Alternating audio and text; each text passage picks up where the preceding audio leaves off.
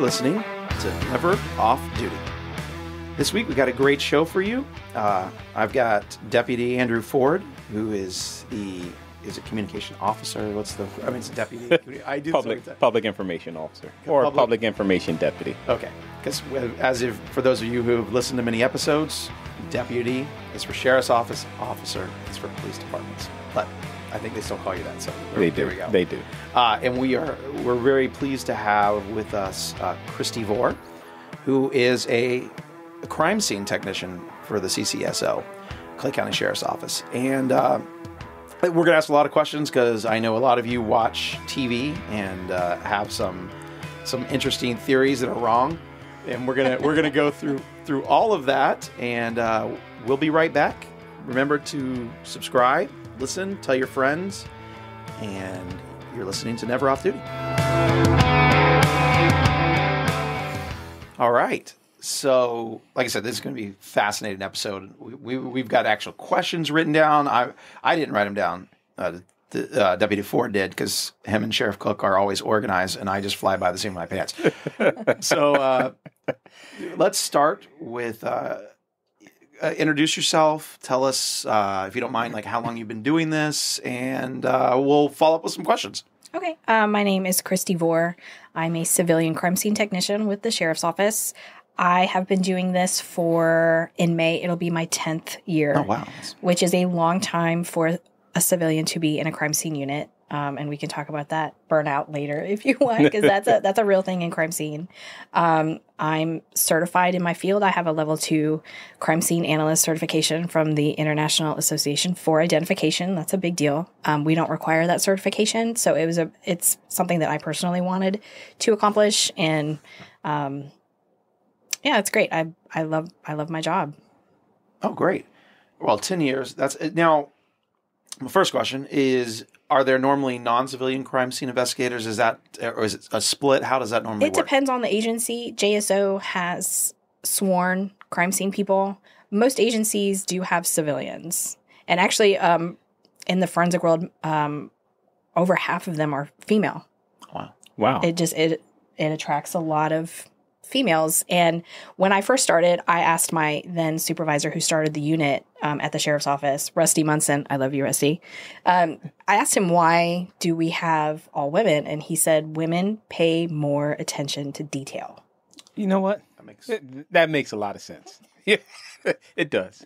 Yeah, no, it does. That actually makes a lot of sense. So so it was when we first talked about, I think in our very first episode, we talked about crime scenes and stuff like that, and that would be something we would talk about. And I'm like, that's not the things I like. And it's not because I'm squeamish. I mean, I am squeamish, but I'm like, I'm fine. Like, I can go hunting. I can do things like that. I don't mind. It's just not my preference. So I guess one of the first questions I'd ask you is, when you go to a particular crime scene, is it just professionalism? You're just mentally prepared? Is it just you've always been comfortable? Like, what would you tell somebody breaking in, wanting to get into this field, if they're like, because I've heard doctors, same thing. They're like, I don't know if I'm going to be able to do this when it actually comes time, but this is my calling. So, walk us through that. I was really surprised when I first started because I am very squeamish. I do not like gore. I do not like blood. I would get sick to my stomach. I got sick to my stomach when I went to a babysitting course because just the idea of somebody getting hurt, like I literally felt faint. I did not like it. So I was really nervous when I first started because I did not know if I was going to be able to handle it. And I handled it just fine. I go in every day and I am totally fine with it. I've seen really horrible things, but I don't know. It's just something inside me that gets switched off and I can do it. I will say, and I do tell everybody this, people that I meet who are interested in coming into this field, it is not for everybody. The crime scene people that I've met, I do feel like you have to be a little off. You have to, not everybody can do it is what I mean, because you are seeing somebody on their worst day. You do see some really horrible things. And for us to be able to continue our job, finish our job that we are there to do, and then come back the next day and be like, okay, what else you got? Not everybody can do it. So we are a little weird. We do stand out a little bit in the agency, I feel like. You guys, skulls and stuff hanging up all over our office, and you definitely Not real skulls, though. For legal purposes, no. So this is like on the personality test. Back in, I don't know if they did it at your high school. Mine, they did a personality test, and I tested well for sniper. So I figured that really. So a similar thing. Like you just have to. No, I'm just kidding. I did not get sniper. But I see what you're saying. You kind of have to. You have to be able to departmentalize, I guess. And I think all law enforcement does. We've talked about this many times. We did, but I'm curious because is it something that you never thought about growing up, or how did you get started? What made you say I wanted to go into being a crime scene never technician? Thought about it. I know other girls. My work wife. That's something that she always wanted to do. Some of the girls back there. This is what they wanted to do. I never thought about it. I went into college. I had no idea what I wanted to do. I actually started to take classes to be a teacher, and I sat in on a couple of classes, and I'm like, this is not for me. I cannot do this. So I literally just looked around to see what majors that I went to UNF, what they offered, and I'm like, oh, criminal justice sounds really cool, and I got my degree. And then sometimes it is who you know, and a neighbor worked for the sheriff's office at the time, and he's like, well, we have openings. And I got special permission to come in. I worked full time. I was a single mom. I came in and I would work a 12-hour shift with one of the girls. And I did that for several months to see if I would like it. And I did. And when the opening came open, I applied. And it took a while because we had a hiring freeze in the middle of it. So I continued to go. I continued to meet people. I continued to see the sites, see the scenes. And my transition from hiring to training to out on my own was very, very smooth. So would you suggest to somebody trying that this is their facet? And again, we will go into some of the falsehoods in a minute because I think that's important to recognize what you've seen on TV is not what you're going to get. And when I entered that, you were laughing off mic. So that was, I can't wait to talk about that. But if you're interested in doing this, would you encourage criminology degree, some sort of what would you what would be the best steps if you're like, I'm 9 years old and I want to be a crime scene technician, what would you say? All right, maybe think about this. I'm gonna preface that if a 9-year-old says I want to be a crime scene tech, at this point now I'm looking at my 9-year-old. Yes. Like, is she okay? Yes. Is she okay? Absolutely. She's not okay. I got to look out for my child. I've been watching the Wednesday show on Netflix, so that's why but she's not okay, guys. No, she's not. She needs to go to Disney. Take her to Disney right now. We do have a lot of people approach us on scenes, or even when I'm on my lunch break, people will come up to us and say, on scenes, though, that just seems like the most inappropriate time. We hate it so much. We hate it. We love our community. We love you guys. Love you. Please don't do that. We hate it because one, we are working. Right. We are working, and there is something called the CSI effect, where there are so many crime scenes on TV. People think that, and everybody watches these crime shows, that this is how it works. This is the real world. Well, I will tell you that it is not how it works. This is a fiction show. This is for entertainment purposes only. This is not how it really works.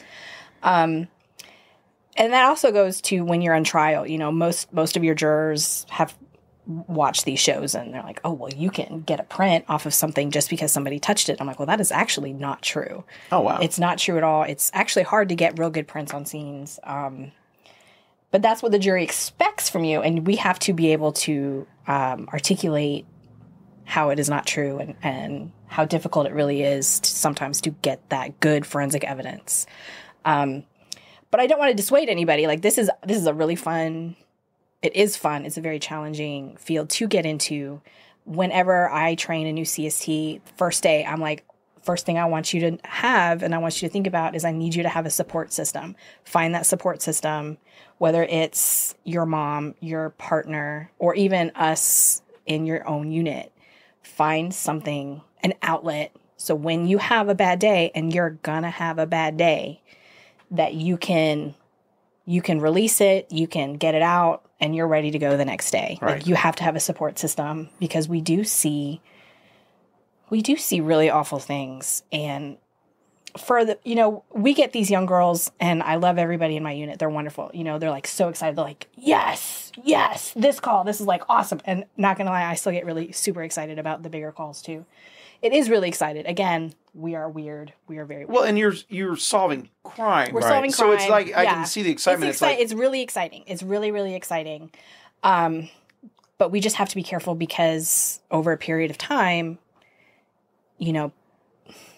seeing so much, it can definitely, PTSD, I think, is finally getting recognized as an issue for your crime scene people. We usually get forgotten about that kind of, for PTSD and risk of suicide. Because everyone usually thinks about the sworn guys, and God knows I couldn't do their job either. But don't forget about your crime scene people. We're boots on the ground for longer periods of time in the mess, and over a period of time that can really take a toll. But definitely find your support system. School wise, I would not say get a criminal justice degree, because that really doesn't do anything for you. If you want to really get into the nitty gritty of it, the labs, that kind of thing, get your biology degree. Dabble in your criminology. Try and find more forensic-based courses and not criminal justice-based courses, and then you should be good. Okay. That makes sense. Biology makes a lot of sense. If you want to watch TV, don't watch the CSI, don't watch the NCIS, don't watch those shows. Watch your Forensic Files, your First 48. Oh, really? Watch those are reality. Right. Those are real cases, real people talking about their cases. Watch that. I think so. When you touched on that CSI effect, which I didn't know there was there was such a thing called that, because for years in law enforcement, when these shows came out with the NCISs and all those investigative shows, and they found a strand of hair in a blade of grass in a grassy field, and you're like, and people, when you go up to a scene, well, y'all do that thing they do on television, and I used to go, it's not real. It's not real. Right. It's not real, and it is really distracting. I mean, we love the support, we love the excitement that people have for our field, but it's just, you have to be careful, because that stuff is, I don't want to say garbage. That's a really strong word, but it's kind of like garbage. It's not real. It's not realistic. We don't solve a crime in an hour, usually, with forensic evidence. Forensic evidence takes a little bit longer, and we don't get results that fast forensically. And so I will now help put to bed some myths. I will ask the dumb questions, and you will tell me how stupid. Never a dumb question. Never a dumb question. I bet you I can make you change that. Maybe not today, but one day. Totally dumb questions. That's a thing. But so take like I want to walk through the whole process in a minute. Okay. Well, actually, we'll do that first, and then I'll ask these questions as we go through. Does normally, again, it seems like this is always the case in any industry. You probably don't get the call when you're on shift. You probably get the call like at 4 a.m. when you're trying to is it? No, day shift actually. So we have the way that our agency has our crime scene unit. We have crime scene techs 24/7. Okay. We work 12-hour shifts like patrol does, but we have red and blue, and we have night and day. So we have 2 people that work day shift, and we have 2 people that work night shift. On each shift, we have a full unit right now. We have 8 people working. Somebody is always on duty. But I will say, I used to work nights. I started working nights. I worked nights for 4.5 years. Day shift is where the crazy stuff happens. Like you'll get that on night shift for sure. But day shift is usually a little bit busier. So are you normally are you normally like at your office going through old stuff, and then that's when the call comes in? When does it normally come in? And so there's not really a time that it comes in at any time of the day. Some days we are hopping calls. Like I worked Wednesday and Thursday of this week. I had a couple of calls each day. I was busy. That's not usually the norm for me, but I know with our county growing, that's going to start being the norm. Mm-hmm. But I could go a day or two without having a call. There's just no way to know what your day is going to be like. So we take turns. There's lab evidence that we need to process. We have to write really detailed full reports on everything that we do. I can work a burglary and it could be 5 pages. So we write really good reports. There's always something to do. Cleaning the lab. Training too. There's training too. We do like to go out in the community and talk to the community about our job. before COVID, of course, we did it all the time. We would go to schools and give presentations. Girl Scouts, Boy Scouts, we would do presentations for them. When we do the touch of trucks, community engagement and stuff, we usually are a part of that. I love doing that kind of stuff. We're full right now, so we don't have an opening for a new crime scene person, but hopefully in the next few years we will expand that. Right. And like you said, the county is growing. And the county's growing. Happens, crime's going to go up. We're going to need more people. But not much. Not much. That's right. Not a Sheriff Cook's watch. She's not doing much. a really good Yeah, job. she really is. We've been over the numbers, right. and I'm constantly amazed, especially when you see our growth and the way that other areas of the United States are doing. What about now when there's something you have to go to? Is that like you got to be Johnny on the spot, or because I don't know how evidence works, the type of evidence you would need to collect? Do you really have some? Like, we can get there in like 8 hours, we're going to be fine? Or is this like, nope, we've got like 30 minutes to get there? No, we usually have an hour by the time we're dispatched to by the time that we should be getting on scene. But, sometimes, especially when we had our office in Orange Park, it takes an hour to get from Orange Park to, let's say, Keystone or Maxville. But because we're on duty, the expectation is when you get dispatched, you get your stuff together, whatever you need, and you go. Right. Okay, so the call comes in, and you guys, technicians are getting ready to respond. You get an idea of what you're going to process before you get out there, and when you do have that idea, when you arrive on scene, how do you approach it? Well, it depends on the call, of course. So we have take-home vehicles that should be fully stocked with all the equipment that we need. But for bigger scenes, such as suicides or homicides or something, there is extra equipment that we only have like one of that stays in the office. We need to make sure that we have that. We have enough swabs. We have enough paper bags. Our fingerprint kit is stocked. Make sure to do all that. And then just depending on the scene, we go and do a walkthrough with the deputy, and then we formulate a plan as to what we're going to process, how we're going to process it. And it is up to when we get on scene, it does become our scene. The deputy does a walkthrough with us, but then their role is to kind of take a step back, keep us safe. They're not allowed to leave us on scene. And then it's up to us to go in and process how we feel it needs to be processed. So when you're there on scene, though, is that something like, let's say it's something bigger, I guess, would be in this case, and that would require a detective there. Do y'all work together, or is it like they wait till you're done and then you go with it? It's both. We have a wonderful relationship with our detectives. I love working with our detectives. They trust us. They trust our experience. They trust our education. So our role first on scene is to document. We want to document everything as it is. Hopefully nobody's gone in and touched anything. Nobody's moved anything. We get the people out. We go in and we take pictures as everything is. If we have to do measurements or anything like that, we'll do that. And the detective stands back and lets us do that.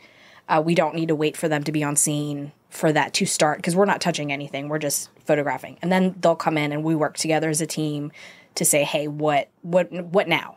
Right. And is there kind of this is what the part that I think that, I have no clue on. Do y'all sometimes, give your thoughts on I can tell you right now, I see this splatter here. This is probably what happened. Spatter. Did I spell it? Spatter. Yes. It's hey, spatter, listen, not splatter. we all had to learn splatter. it. That's right. Spatter. Wow. Okay, so you've learned something today on Ever Off Duty. Yes, they definitely, they say, what do you think? Okay. They do very much rely on our opinions, our observations, our education, and what we see. And so, sometimes it helps, and sometimes we do make a difference. So are there any scenes that you responded to, or that when you get the call are going to be challenging, and then and how do you work your way and process through some of those scenes that are truly challenging for you? Well, the more challenging scenes are usually like the homicides, just because there's a little bit more involved, but it's also, we slow down. We want to get this right. And I find I work better in a challenge with teamwork. You know, I go to my detective, or if I have a scene partner, and say, hey, this is what I think. What do you think? I like us to be on the same page about how we're going to tackle the problem. Okay. So tackling that problem, you know, I imagine something, a homicide scene can be probably very expansive, a lot of evidence to probably collect. And, you know, we had Detective Katie Padgett on last week when we talked about cold cases. So if you were trying to find someone who committed this crime, because, you know, there's no, you know, we don't have any leads, or there's no leads for that investigation at this point in time. What is the process of collecting that evidence? How do you make sure it's not tainted, that it's collected, is preserved, so that when there's time to do the testing, hopefully it can lead back to an arrest of some sort of whoever committed the heinous crime? Well, like I said, hopefully when we collect something, it hasn't been touched by a deputy or a detective or a victim or a family member. Hopefully it is in pristine condition, and we try as crime scene techs to not touch it as much as possible either. Obviously we have gloves on, we have our hair pulled back. Sometimes we wear face masks to try and keep our parts of ourselves off of the evidence. And the goal is to, once everything has been collected and documented where it is and stuff, is to immediately put it in a paper bag. Another thing that you see on TV is they use plastic. Plastic is a big no-no. Paper bag breathes, so it doesn't. So if you have something that's a little wet, you have something that you want to process for DNA, it doesn't run the chance of getting moldy or anything like that. We don't put a lot of evidence in plastic. We use paper. So the goal is to put that in that container as quickly as possible to keep it from being contaminated in any way. And then we package it in our lab. It goes to evidence. They barcode it. We start the chain of custody once it leaves the scene. And then it comes back to us. And again, when we start processing, we glove up, we mask up, we change gloves in the middle. When we change cases and pieces of evidence, we constantly change our gloves. And we do the best that we can to get that evidence. So I know you've been with the sheriff's office for 10 years. I know there was maybe 2, but, you know, if you can talk about them, you know, I would love for you, if you can. If you can't, we understand. Cases where I know you were directly involved. One is recent, when we dealt with an issue over there off of County Road 220, but there was another case up in Keystone, I believe, dealing with a specific type of drug or narcotics. I think you went in, and was it challenging? And I can't remember the name of that specific type of, it was something that when we heard, it was like, never heard of that before, where you put on a biohazard suit and actually go in. Do you remember that case, that particular? No. No? Okay. All right. I've worked so many cases until you give me like real specifics. Right. I'm like, maybe I was there. I don't know. Okay. So is there any case for you that was definitely a challenging case that required, and I know you talked, but it really required some extensive work that took hours? And what was that like? Well, a lot of depending on the scene, of course, we could be on scene for even just a burglary for hours. It really is the complexity of the scene, what needs to be done. The bigger the scenes, like suicides, we can be on for 3 or 4 hours. Suicides, shootings and stuff, we're there. We could be there all night. Homicides, obviously. It just depends, because even a homicide scene could be, the scene itself could be small, and maybe we're not there as long. Or if there's multiple scenes, it could take all night. And we just go with it. Every scene is different, so it's hard to speak to one particular scene or another scene, because every scene, even when you're processing burglaries to autos, and you're just taking assault photos or child abuse photos, or you're going to a baby death, or you're going to a hanging, or something like, everything is different. It's different every time. And as long as you have that awareness of, this will probably end up in court, what do I need to do? And I do everything that I could possibly do on scene?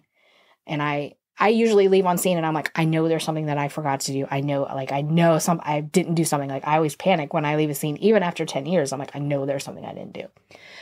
But when I train a new CST, I'm like, when you go on scene, remember, even though this is probably the 300th vehicle that you processed, you need to approach it like it's your first. What do I see? What should be here? What shouldn't be here? What has been moved?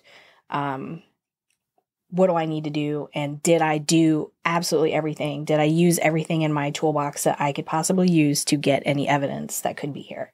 And if you walk away and you're like, I feel really good about it, then you probably did a good job. Wow, that's fascinating. So hearing you talk, I've learned I knew you would go out for homicides and stuff like that, but burglary, I know automobile accidents, and especially there's a fatality, because it seems like in Clay County, if there's one, it's like, and I'm sure it's everywhere, the highway is shut down and it could be hours. That's just the way it is, and rightfully so. You need to get to the bottom of it. But so what are some of the less high stake things that you'd be called into? Like if my car stereo window was broken into, would they call a crime scene tech for that? Or are they like, come on, guy? We usually, so we kind of have a rule that we try to follow. If there's more than 3 cars, if there's at least 3 cars that have been broken into, then you can call a CST to come process them. If there's 1 or 2 or even really 3, the deputy knows how to do that. We give them a fingerprint kit. They're getting iPhones that they can take their own pictures. We try, it doesn't always happen, and I don't have anything to do with it. We try, and the idea is to reserve a CST for a real good crime scene.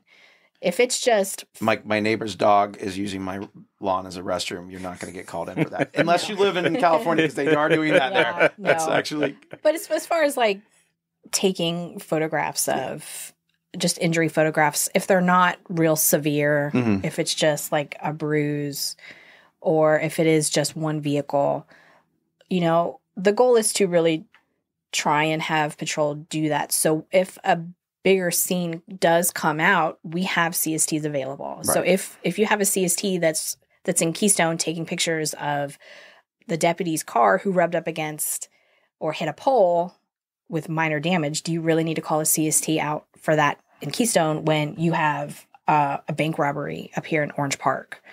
Let's... Right. Which is fascinating. I mean, I don't think a lot of people realize it should be called in for a bank robbery. It doesn't, you kind of think, well, especially if it's nonviolent, if they, but there could be some evidence there. Like you said, and you're trying to, it's a lot more high stakes versus, like you said, a minor fender bender that nobody was hurt, and you probably, an irrational person wouldn't have even called their insurance company. So that's right. So we don't respond to traffic homicides that much anymore. We used to, but FHP, if there's a death involved, usually FHP will come. But I have worked those in the past, though. So is there a training? I know we spoke before, in maybe last week, there was some new training that you are either going to or just got accepted in. Can you talk about that? So a couple of years ago, it was all over the news. We worked a big animal hoarding, animal seizure case. And I don't think we'd ever worked anything like that before, just because it was so big in scale. It was about a 1 acre property. There was, I think the number of animals that we took off the property was 260 something, almost 270 animals. And it was various dogs, puppies, birds, pigs, rabbits. It was a lot. It was a really big, it was a lot. There was detectives, there was public safety was out there, and animal rescue, and I mean it was a really large scale thing. It those are harder for me to get through because I'm such an animal lover. I love animals. Those are hard for me to get through, but they're also very rewarding. I felt really good at the end of the day. We were able to save all those animals. They all found homes. So that started to pique for me something of a bit of an interest. And since then, various entities have offered free training on animal crime scenes, animal cruelty crime scenes. Veterinary forensics is the last one that I went to, and it's not about like vet sciences per se in the way that we think of it. It is animal crime scenes, animal cruelty investigation, stuff like that. And I've been taking that free training. As soon as they offer it, I'm ready to go. It's really fascinating to me. It's hard to watch. It's hard to see the videos and talk about the cases and see the photos. That does trigger me. I don't like that. It's very hard to see that. But I like the idea of that becoming more popular and getting tougher laws on that and going after people who abuse animals. And I'm really interested in that. I've applied to take a master's program in veterinary forensics through the University of Florida. I was accepted, and still a little bit up in the air whether or not I'm gonna go, just because the end of my year might be really busy and I may not have time. But it's very fascinating to me that has become important to our agency. It's become important to the community to be tougher on animals, people that abuse animals. I think it shows an evolution of society too, that we actually, there's things that we did not put as much value on. And it means, to me, it means we're solving some of the bigger value problems. That it's like, if your house needs repair, like the whole thing needs repair, and you're like, no, all I really do is got to paint, you're fine. But if you got to like strip it down, there's different. Once you've taken care of the other stuff, you hope you'll worry about that too. And here's the thing about animal cruelty: there's usually other things. If somebody is abusing an animal in a household, there is usually other things going on. Children are being abused. There's other things going on generally in a household. When somebody abuses an animal, that's something that I learned in all my classes. Wow, that it does. It's so there's some underlying. There's underlying things that are probably going on in the household if somebody is abusing an animal. That makes a lot of sense. It does. We're gonna take a quick break. I'm gonna tease some things that I think we're gonna do, and we might change our minds. But I like to try to get you to listen through that 10 seconds of music to get you to come back. I want to talk about technology. I think that what's coming up that could revolutionize stuff like that. So if you're a tech person, this will be interesting. And I think we'll run through a scenario of like, this is what's happened. You're getting called out. What would CSI Miami do, and what would you do? Oh my God, that we could test. You're testing me. But I mean, because I want to talk. We need to talk about the Hollywood, differences, because again, I think that's where people are confused on what you do versus the reality. What Hollywood does. Yes. So you're listening to Never Off Duty, and we will be right back.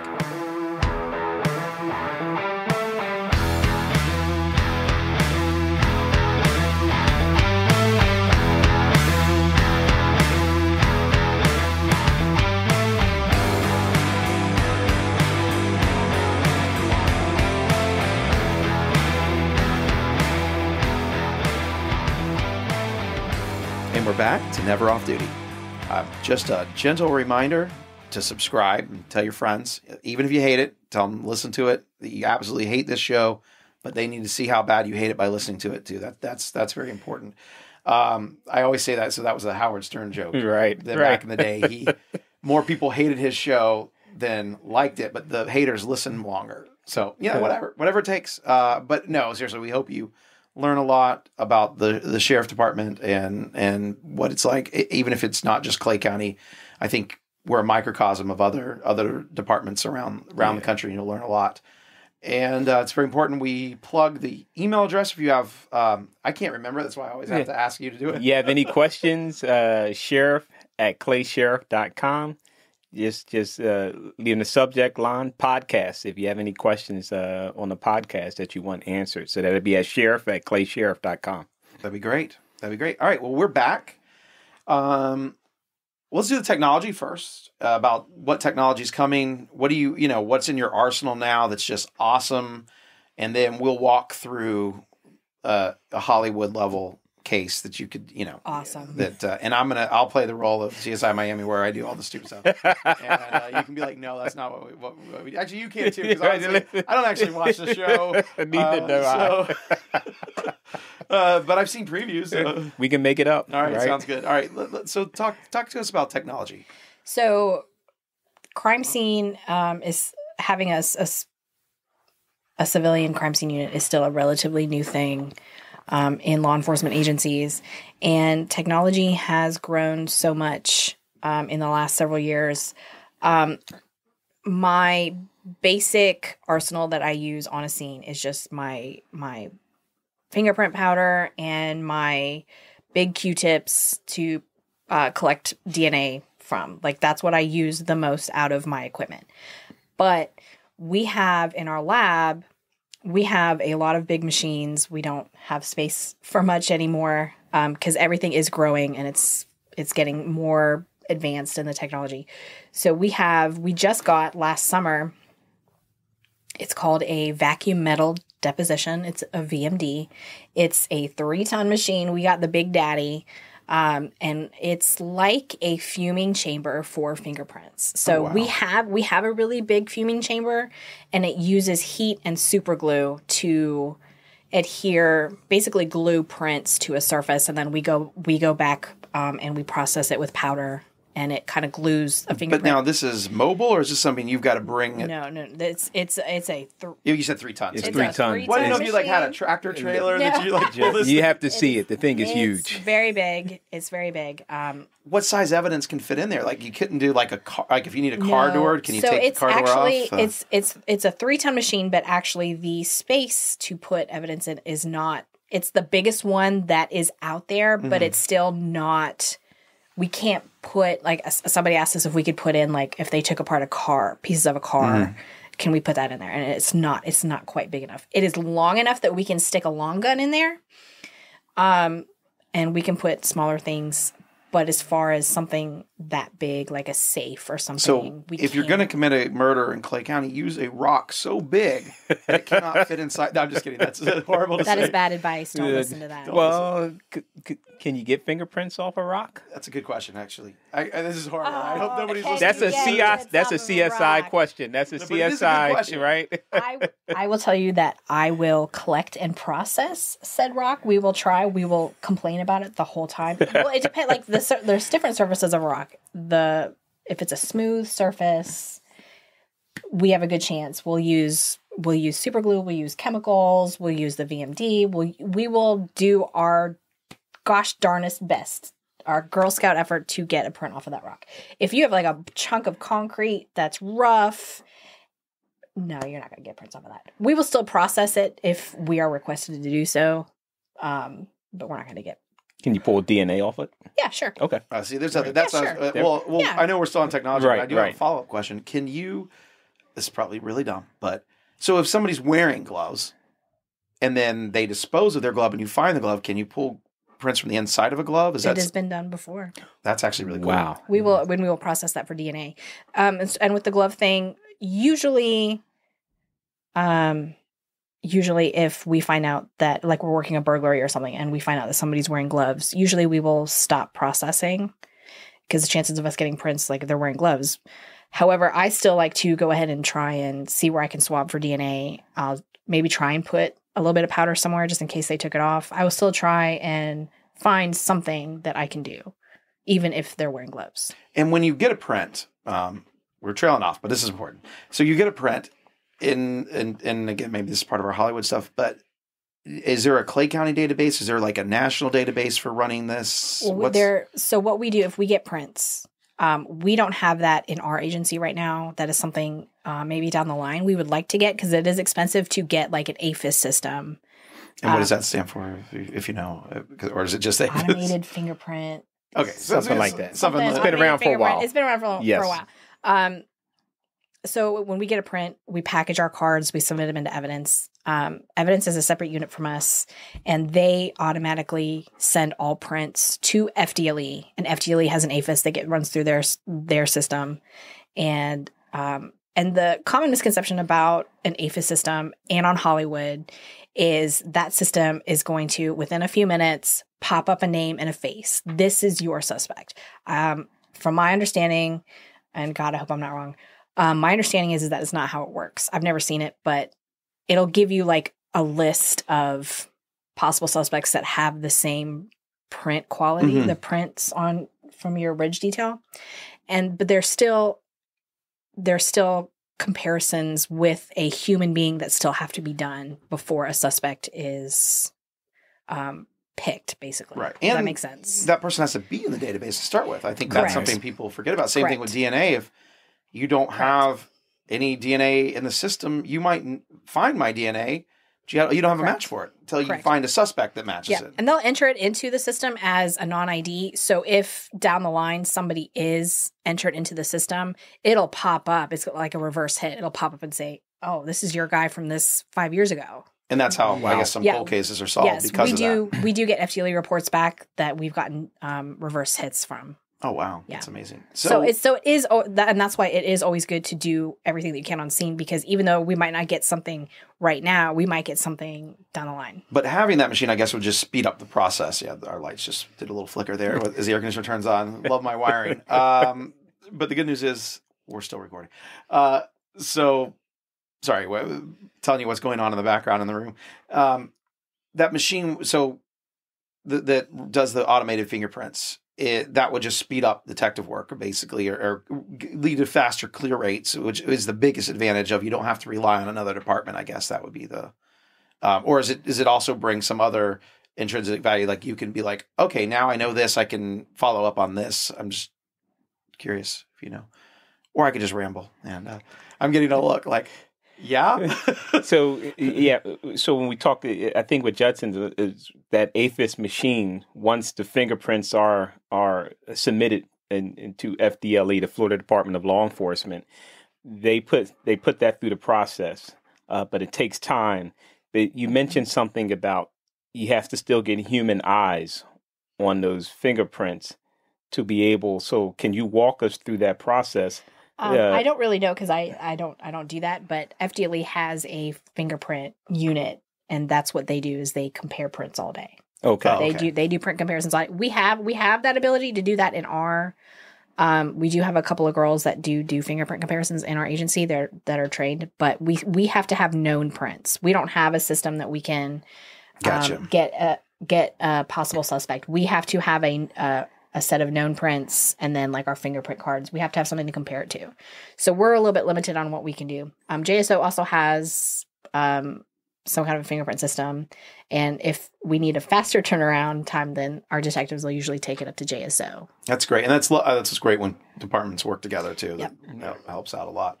Now the machine you were talking about, the 3-ton machine. Mm-hmm. Is that just better at pulling off fingerprints? Is that what makes it such a great machine? It is better.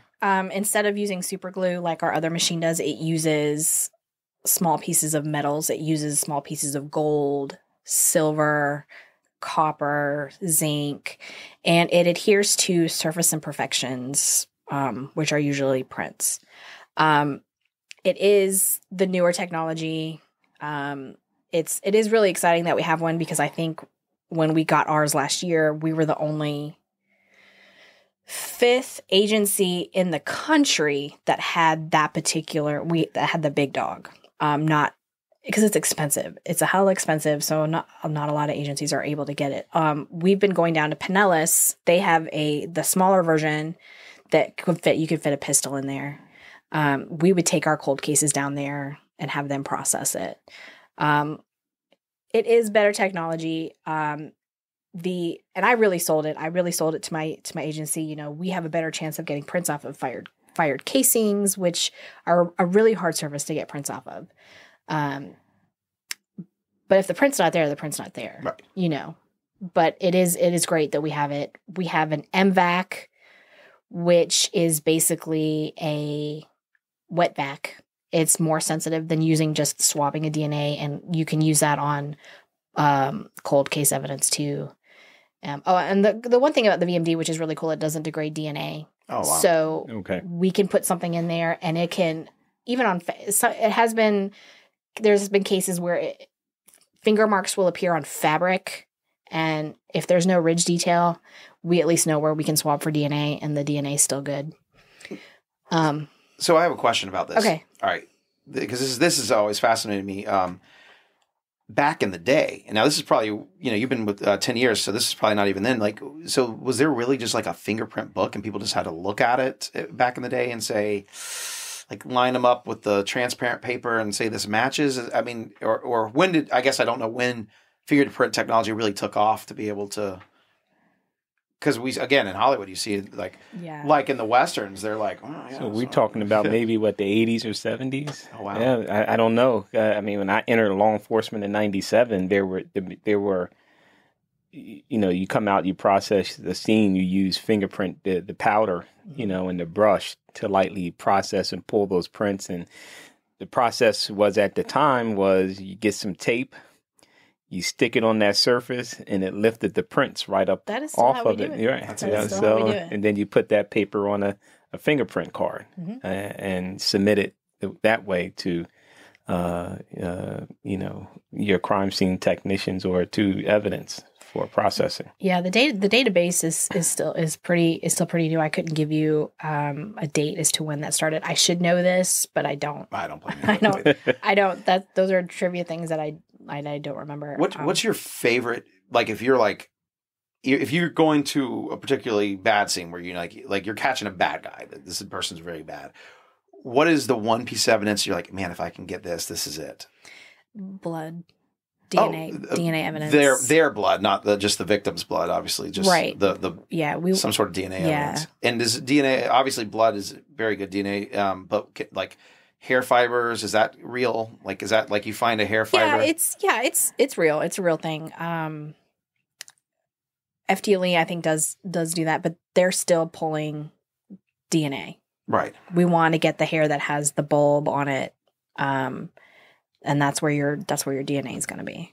When you say the bulb, you're talking about from the root itself. You need the root of the hair. So if you get lucky and like there was a struggle and something got pulled out, but unfortunately, like my hair loss of being 45 is not probably going to cut it.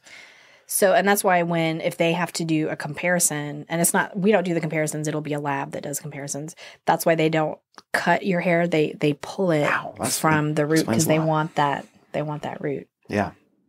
All right. So let's talk about a case. And then we have some follow-up. Any of these questions that we've written down that we want to go back to, we'll do a quick lightning fire round at the end. All right. So CSI we're going to call it CSI because that's the Hollywood name for whatever. CSI, Clay County. That would be a great show, actually. I could just see that, like, oh, we got a call in Clay Hill today. So yeah, okay. There is a murder at a pig farm and a pigsty. I'm making it difficult because I've heard that animals. Did the pigs get murdered? No. There was an actual murder, and it looks like it could be a serial killer, of course, because this is Hollywood. Right. This is Hollywood. It's a serial killer. Let's go way out there to the extreme. Because of course in Hollywood that you all have also your department, which there's much more different pairings off where each of y'all can have a relationship in the department because that's very important for Hollywood, of course. I just have to find my best pencil skirt and my work stilettos. Yep. Right. Actually, I take that back. Somebody's spouse who also works for, or the secret spouse, nobody knows they're married, was murdered. So it's one of your own. And of course, the serial killer has taunted y'all. They've taunted your personal cell phone to say, I've got another one. So you know what you're going into. So it's a big case.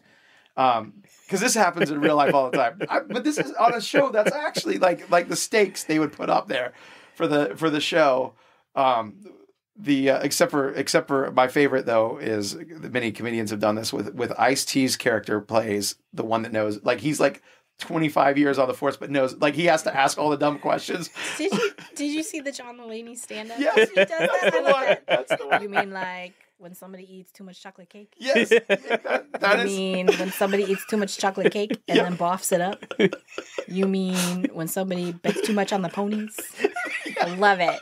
It's so true. It's so true. And I actually, after watching that bit, I turned it on to watch, and I'm like, poor Ice-T. Like, his character is like the one that has to be like, and it's, and you know, So like, funny. so you mean we can collect evidence? Like, Right. yeah, I work here Right. 25 years, but they need to explain it to the audience. All right, so it's your shift, as we've now learned.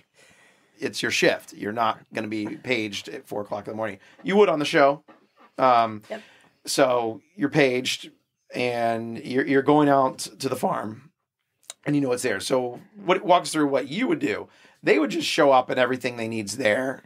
In suits and looking very, like models. So I mean, they take time to prep. Was what I'm Right. saying. They probably wouldn't even be wearing. An extra would be wearing the crime scene technician's outfit of not Then maybe contaminating. somebody in the background is taking photos Yeah. in a Tyvek suit, and that's Yeah. all that you see. So again, the first thing that we always do on scene is we document with photographs. Or if And is that one of y'all that takes it, or do you have an we do actual it. photographer? I do Okay. it. I do the whole thing. On homicides, we usually have at least two CSTs that work it, especially if it's a large scene, if it's a pig farm, depending on where our evidence is. Let's say it's in the stall area, so that you know. So okay, so it's a stall, so it's a very messy scene. It's very important there.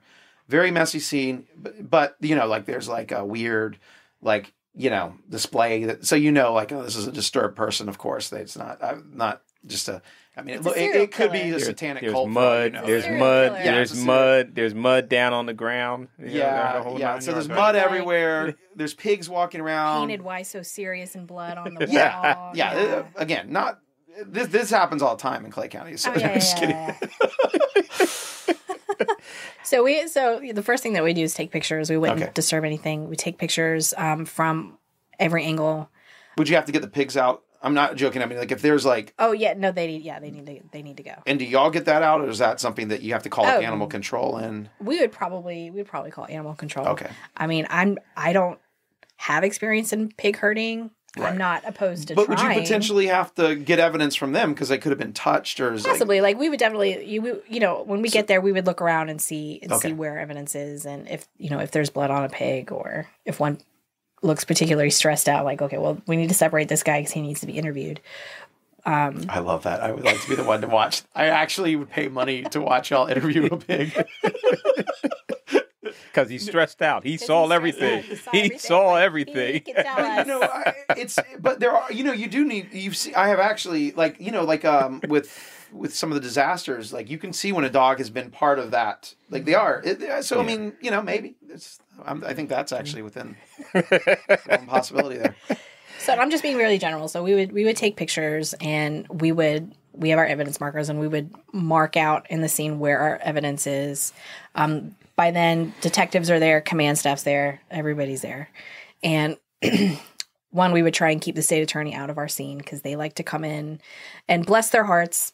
But they, don't come into the scene. Don't contaminate the scene. Don't contaminate the scene. You need to, your job Unless is to. they did it, which is a great reason to walk. Dun, And this would dun, happen on dun. Hollywood. They would be the one, and they're walking on the scene to try to make sure their evidence is contaminated. It's the one that you don't think it's going to be. But we would document the scene with photographs. We take pictures of everything as is, and then we put our evidence markers down, and then we take another set of photographs. We have a Faro machine, which is a 3D scanner, and we'll stick that bad boy in there, and it takes 360 scans of the scene, and we can later pull measurements. And that's actually a really cool tool for court because we can make a fly-through video of the scene for court purposes. We can do blood spatter. We can do trajectory so we take that on all suicides and homicides. We take that machine with us. So we'll do scans, and that alone, the photographs and the scans, will take probably 2 hours.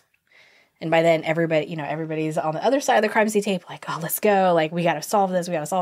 But then after we get the documentation part, then the detective will come in and we'll start working the scene. And that's when so y'all would walk around together and be like, is it kind of a collaborative point out the blood spatter? I got it right. Yeah, it is. But usually by the time the detective comes into the scene, they'll come in and look around and then they'll exit. We've already marked it. We've already photographed it. It's for them to look at the scene and, did I miss anything? Well, what do you think? And then we'll go back and we'll collect. We'll collect any blood, physical evidence. Are there casings? Is there a knife? Is there, we'll collect and then. And I'm assuming that in this scenario, it would be a nightmare scenario because you're surrounded by manure and things that probably gross. Make it, well, not only gross, but make it incredibly hard because it's mud and it would make it incredibly hard. But the advantage is there are other areas of, fencing stuff that could go out of that. Now, if you saw like and I asked some of these questions because I believe we met at the Day of the Deputy and I asked you a few questions that were pretty fascinating. So like at this point, you like say there was a gun was used and there's like a chip in the wood and all that is that you too? You go to that and take measurements of the bullet? Yep, trajectory. Yeah, we can do trajectory. Now if you're looking for the bullet or the shell and maybe the shell was shot outside of there, is that something that is this like all hands on deck, casing, walking, try to find it, or is that no, get out of our way, we got this? Get out of our way, we got this. Okay. Nothing will piss the CST off more than being asked to, can you get your metal detector and find a shell casing? They're hard to find. They have legs and they get up and walk. And a lot of people believe that when you fire a pistol that it's going to go this certain direction. Well, there is no science. There is no science to how that shell casing is going to go. It's wind. There's no science to it. So we're not going to just search this one area. We really have to be thorough and search as much area as we can with a metal detector, which is really it's a lot of work. I have found very few casings in my time. Wow. But on a homicide, yeah, you got to put that effort in and we got to try and find it. And we will, if we do need help, we do have plenty of detectives. We have other CSTs that'll come and help, but we'll mark it, we'll photograph it, and then we'll collect it. Yeah, and I have personal experiences. I've told the story before about when I was shot at as a little 9-year-old. They were trying to hijack the car and they were shooting back at us. But I do remember that when they came, they were really trying to find the casings in the woods, and they were like, and what was great about the department at the time is they were, especially not to me, but they were talking to my dad, and they're like, this is going to be incredibly hard. Yeah, just very hard. Very honest of like, they shot as they were running into a wooded area. This is going to be incredibly hard to find. It is hard to find. We'll get other evidence, but that part's going to, because they really wanted to show, for the jury later. But sometimes some evidence is just hard to get, and that's why you take a lot of evidence. Yep, fired shell casings are hard to find. So generally, this might be a Deputy Ford question, but either one of you can answer. So when a deputy first shows up for something like this, I guess step one is they're thinking preserve the scene, but they got to make sure there's not danger there. Yep. Step one is safety. Yep. Is officer safety, and then step two is if there's victims, pull victims out, and then it is scene preservation. I've been on scenes before where, deputies have moved the gun, fire rescue has to come in if there's a victim and things get moved. You can't help that, but as much as you can help preserve the scene, especially if we do have a firearm, because I need to come in and photograph that firearm in its original location. If you move it, I have to document that it's been moved. You can't, and here's a common misconception in law enforcement as well as out in the community. You cannot move a piece of evidence and then move it back for documentation purposes. For me to take a picture of it and say, this is where it was, you can't do that. If you move a piece of evidence, no matter what it is, in a scene, it has to be documented that it was moved. So many deputies, detectives will say, oh, well, let me just put it back. You can't. You now have messed up the integrity of the scene, which it happens. It happens. Like it's, there are circumstances where that's okay. But it just has to be documented that it was moved and that it is not in the original location. Okay. Years ago, getting into law enforcement, you get on the crime scene, especially, working up in Philly when you had that homicide and then there's a gun on the scene. And because there's a lot of people around, we were taught at that time, if you have to move it for safety reasons, just mark where it was as you moved it. So, and you let that crime scene investigator know, I moved the weapon because of this reason. This was where it was. Here's where I moved it to. And that was one thing we did. And I don't know if is that still acceptable today.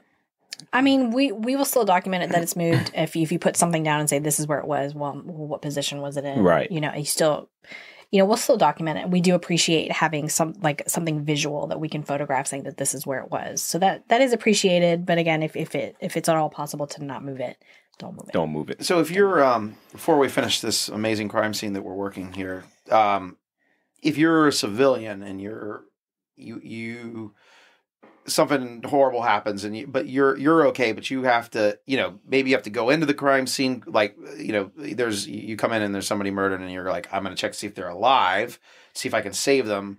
And again, I hope this never happens to anyone, but if I'm using the worst case scenario too, it could be your house was broken into.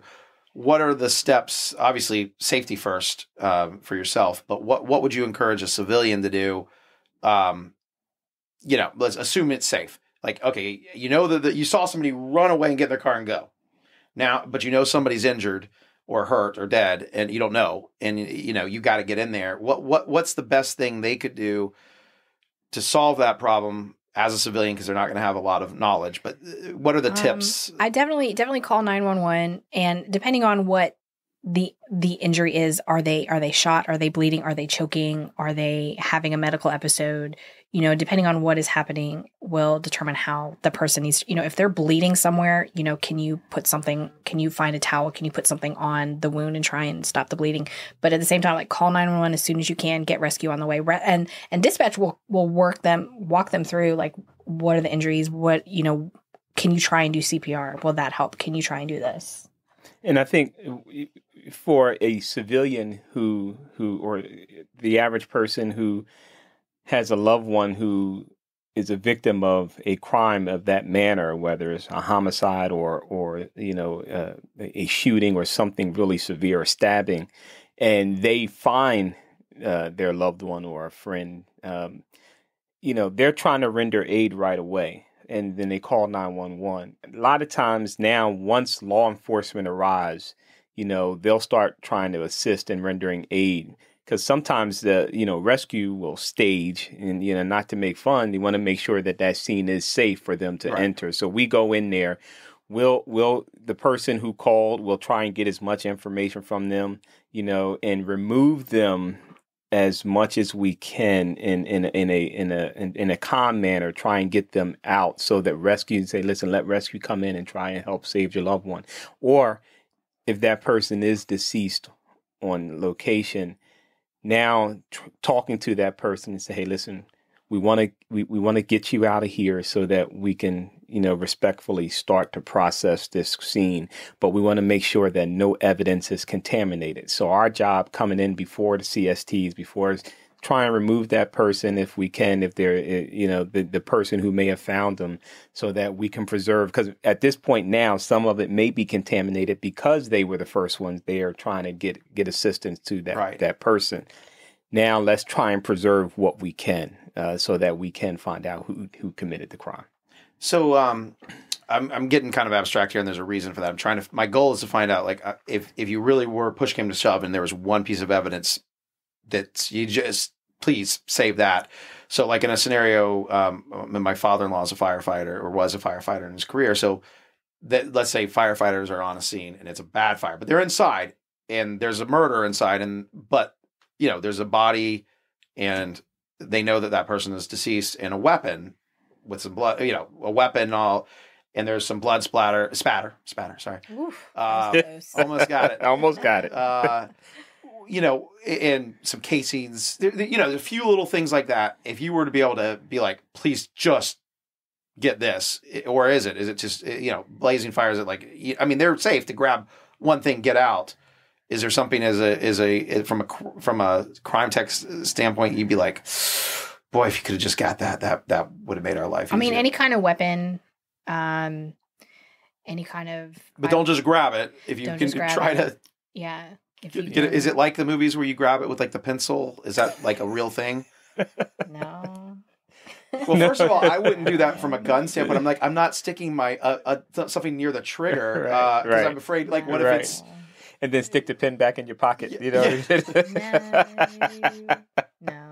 So, but napkin, like, could you grab your handkerchief and no, because then if there's something on it, you could be like wiping it off. Yeah. And now it's on your napkin, and then if I could take your napkin or your handkerchief, then if you picked up a murder weapon with that, then I would want that. Right. What about? Can fingerprints survive a fire like that, or is that going to make it like, wow, we're going to have to find a Ring video camera next door to find the. I mean, we will still. It depends on where it was in relation to the actual fire, and the smoke can damage it too. And that's why, and that goes to just like in general. When you see on TV where people are like, oh, well, this person touched this, then there's fingerprints. Well, there's a ton of reasons why there might not be prints on any particular surface. It depends on the surface. Has it been in the sun?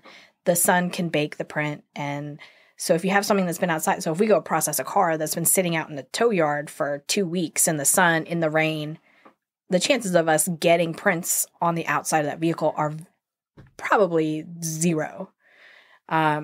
So just because you touch something doesn't mean that you're going to leave a print. If you recently washed your hands, you're not going to probably leave a good print. If you drink a lot of water and you eat very healthy and you don't have a lot of oil coming out of your pores from that Burger King, then you probably won't leave as strong as a print of somebody who eats a lot of greasy fried foods. It's very hard to get a really good comparable print on a scene. Just because somebody touches something does not mean they're going to leave a print. Wow. And it's a common misconception. And that's something that one of my pet peeves is from Hollywood is not from the crime solving sim, but the crime doing is they always like they have the brilliant bank robber, but because they don't want to put gloves on their hands because, that would look weird all. Right. I'm like, every once in a while you have them be like, oh, we're putting super glue over our fingers. And at least I can suspend my disbelief.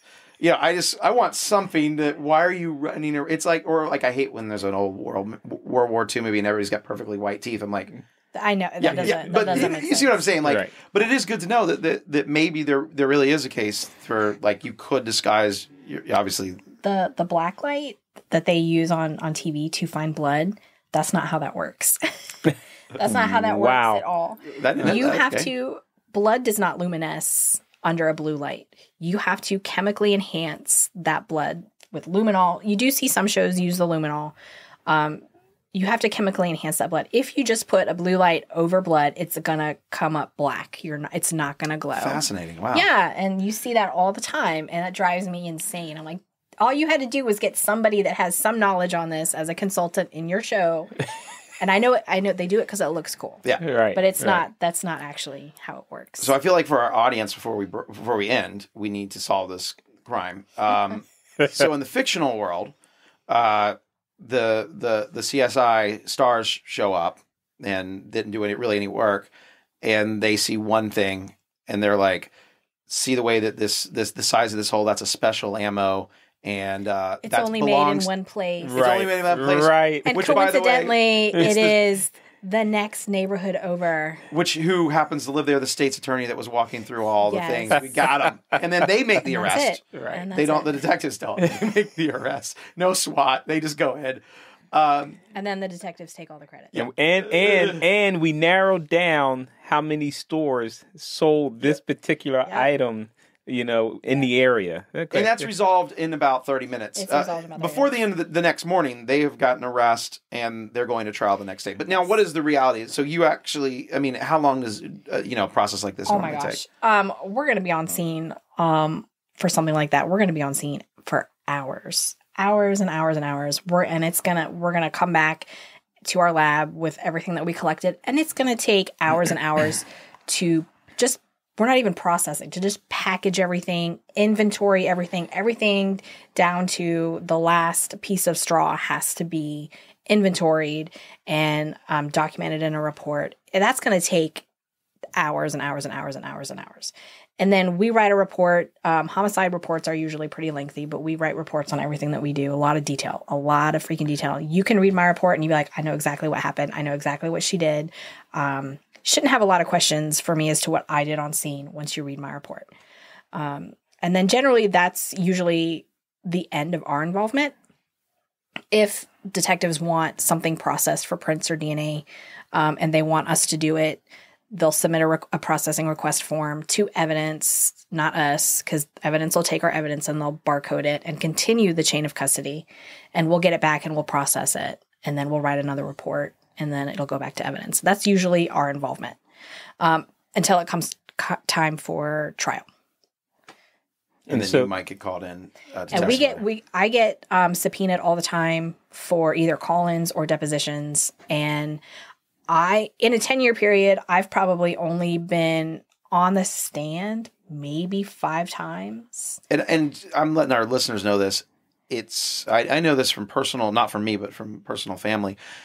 I've heard that is incredibly difficult to be on the stand, even when you're 100% know what you're doing and you've been thorough with your work. Yes. Remember, the defense attorney is doing their job, unfortunately. When somebody's guilty, it's unfortunate. When they're not, it's great. But the defense attorney's job is to try to slip you up, try to create doubt. And you could have done everything right, the best of your ability, and it's still not easy to do. Yes. It is very, that is one of the worst parts of the job is to be on the stand. 95% of cases do plead out, so you don't go to court very often. But it is so nerve-wracking because you do have somebody that is trying to make you look like you don't know what you're doing and everything that you did is wrong.